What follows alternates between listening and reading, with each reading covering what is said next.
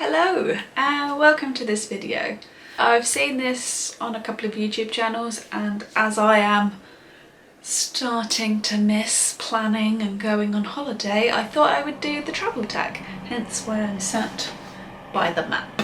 So I've got my phone with the questions on it and we're just going to go through them. This may be kind of long if I get going and into stories, and I'll try and add pictures or videos or anything I can to show you what I'm talking about. So let's just get on with it, shall we? First one is, when and where did you first travel to?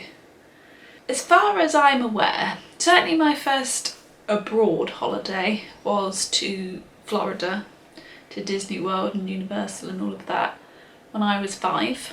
I didn't remember it at all, and then moaned about the fact that I didn't remember it at all to my family for a very long time, and then as a graduation present we went back to Florida in, I think it was 2013 we went. That was my first time away. I don't know if that's my first holiday.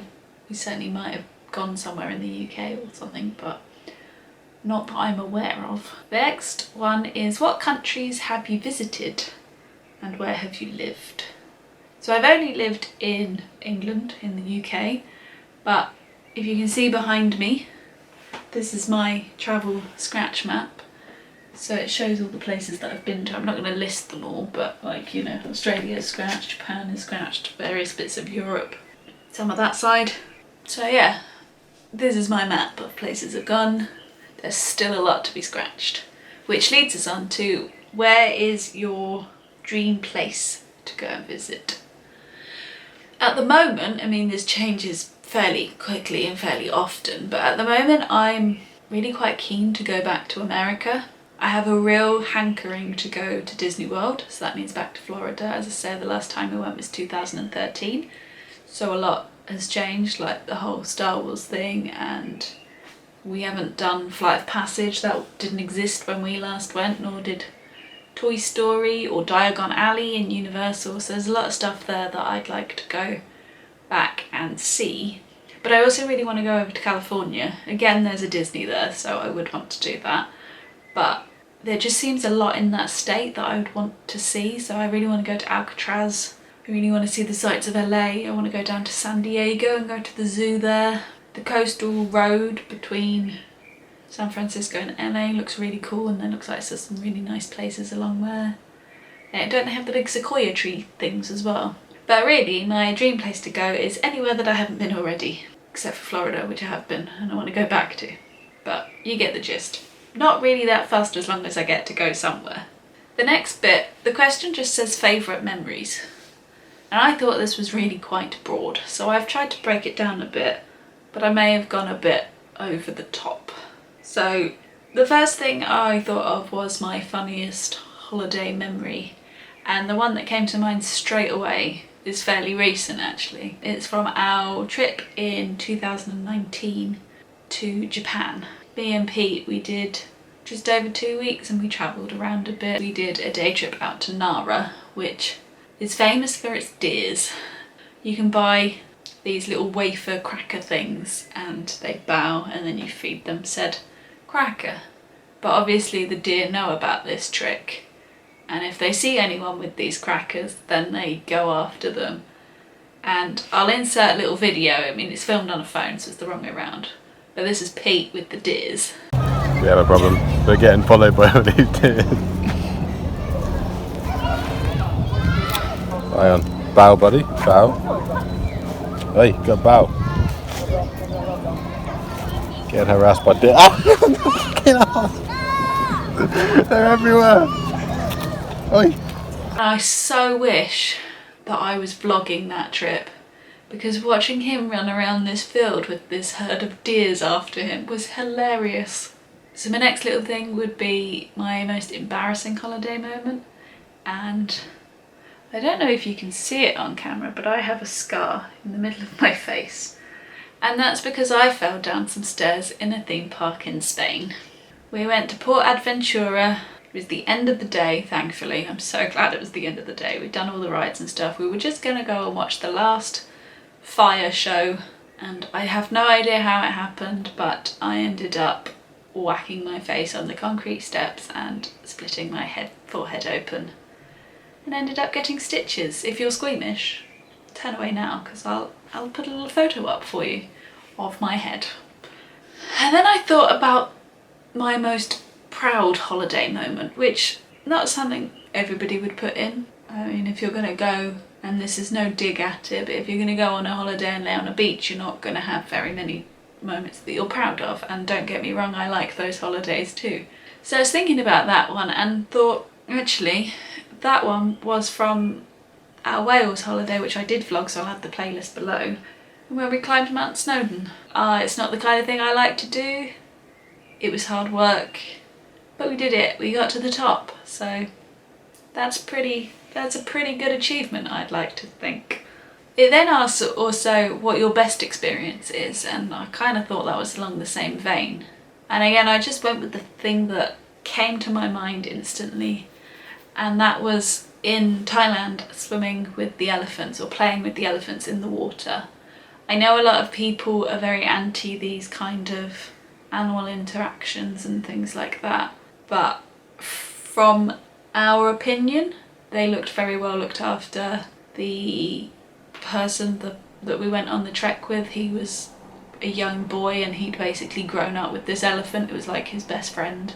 And then we got to go into the water with them and play about, and they just seemed to be having a great time. They were happy with us using their trunks as water pistols and stuff. The only downside of that is obviously there's lots of elephants playing in it, so there's a few poos flown around. But yeah, that was probably the best thing we've done on holiday, I think. Ask me on a different day, it might be a different answer.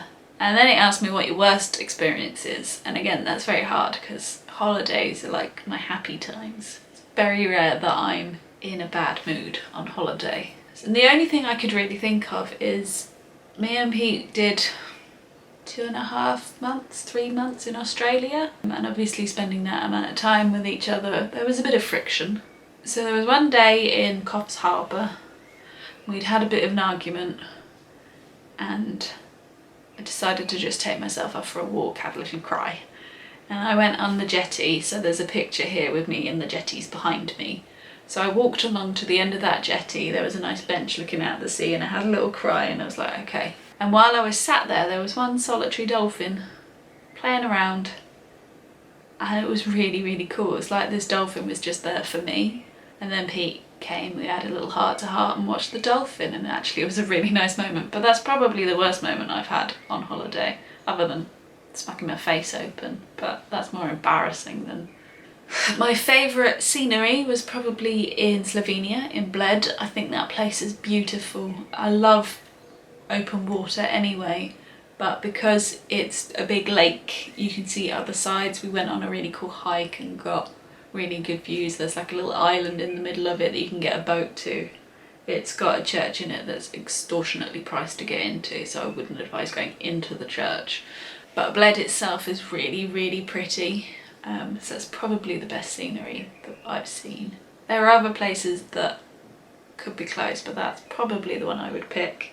The most interesting city I think would be Krakow in Poland. It's had so many different lives, I think that's why. We also did a tour of Auschwitz while we were there, because it's not that far a distance, which is... it's hard to explain.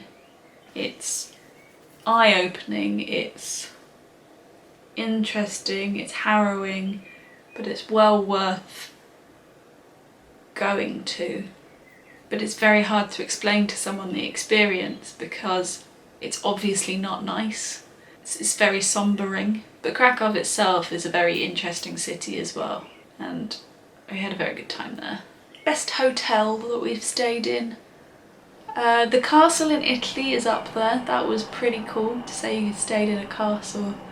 But our rainforest room, bungalow, hut, whatever you want to call it, in Langkawi in Malaysia beats them all. The resort was beautiful anyway. It was very big and expansive. You got like a little golf cart thing to actually get to the main lobby and the pool and stuff because it was that spread out. and the rainforest rooms were like the cheap ones, so they were much further out, and they had some very nice restaurants in it. Langkawi itself, there's not a huge amount to do. You mainly go to stay in your resort, so I was glad that the restaurants in Alde was nice, and the pool was really good. But the reason it's the best hotel for me is because of the wildlife. So we could sit on our balcony or walk up to our room or whatever, and there'd be loads of monkeys, and I love a monkey. I think they were spectacled monkeys that we saw, I believe, but it was really cool. They were like baby ones. You'd sit in your room and you could just look up and they'd be there. We also saw this really cool hornbill in the tree. We went on a little mangrove tour and saw some really cool crabs around and a huge monitor lizard. And we also went on a nighttime one and saw, I think it was flying squirrels maybe? I can't remember, but yeah, that's such a cool hotel. And if you do ever visit Langkawi, go for a rainforest room on your resort, because it's way better, particularly if you like animals. The only thing that worried me about that is snakes, because I'm terrified of snakes, but we didn't see any, so thankfully for that, otherwise it would not be my favourite hotel. Food, yes, we're moving on to food, is a big part of mine and Pete's holidays. Pete loves his food, and I do too, but he will research. We have to go back to our room for like a good half hour so he can research the best places for us to eat, and to be fair to him, he does find some really good stuff.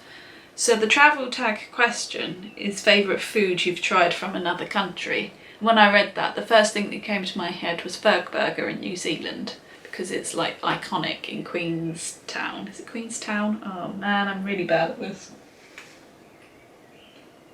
And it's not on this map, so I can't tell.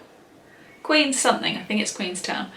And they're huge. They are huge burgers, and we'd heard about, because we were travelling, we'd heard about it in some of the hostels, but also like looking online and stuff, it was always the thing to get when you were there.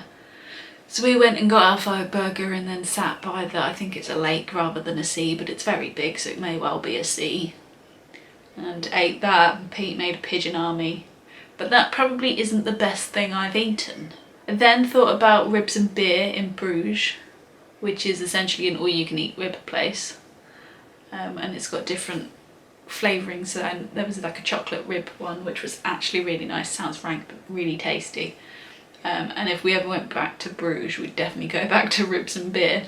There's this incredible tapas place in Barcelona that we went to. Like, incredible. We'd still talk about it. We went to Barcelona in 2015, maybe 2014, and we still talk about that tapas meal. It was delicious. And the restaurant's tiny. Pete's been back since with some friends, and he went back to the restaurant because he remembered vaguely where it was and what it was called. So fingers crossed that stays in his brain, so that if we ever go back, we can go back to that, because I'd love that again. In Krakow, me and my brother basically ate half a pig. We shared this platter of pig, so that was kind of cool. My auntie and uncle who were with us on that trip seemed a bit shocked about how much food I could put away. And then probably the weirdest thing I ate was at, of all places, Tokyo Disneyland.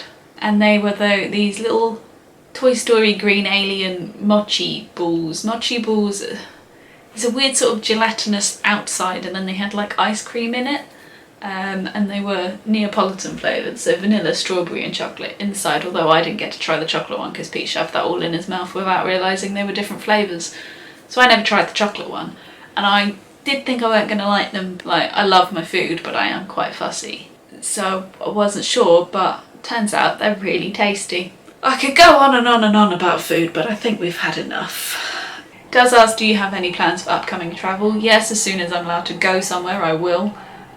We're really hoping that things sort themselves out by the end of the year, so that we can actually do the Prague trip we were supposed to do in March. I'll add my little video about our holiday being cancelled, so we're really hoping we can get that in November maybe. essentially doing the same trip but later in the year. This is a good one. What's the first thing you check out when you first get to somewhere?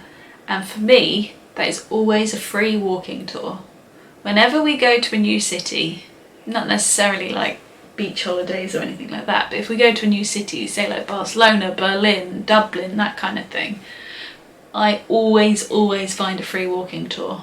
Free walking tours are, as it says on the tin, you meet up, it's like 2 to 3 hours. They walk you around some of the sites in the city and give you some of the history. They're really good ways of getting your bearings and understanding a bit more about places, and then you essentially just tip them, and that's how they make their money. And I love them. I think it's a great way to, because normally if you're going to like a big city or whatever, you're going for a city break, particularly if you're in Europe, so you're only going for a couple of days, and it's a really good way to get a lot into a short space of time. What's your favourite thing about travelling? I like experiencing a new place. I like being out of my own scenery and out of my own day-to-day life and just seeing other cultures and seeing other places. And I don't know, there's just something about a holiday and about exploring places that just fills my heart with joy, as cliched as that is. I never was one when I was younger or anything that really dreamed of holidays or anything, but as soon as we went and did that big trip in Australia, that gave me the travel bug massively, and now I just want to go on holiday all the time. That's essentially what my wages go on. And lastly, what are your top travel tips for others? I love to do research before I go away. I love to make a list of things that I like to do if I was there, that I think me and Pete would like to do while we're there. We may not touch it, we may do like one thing on that list, but I like to have a list of things that's going on.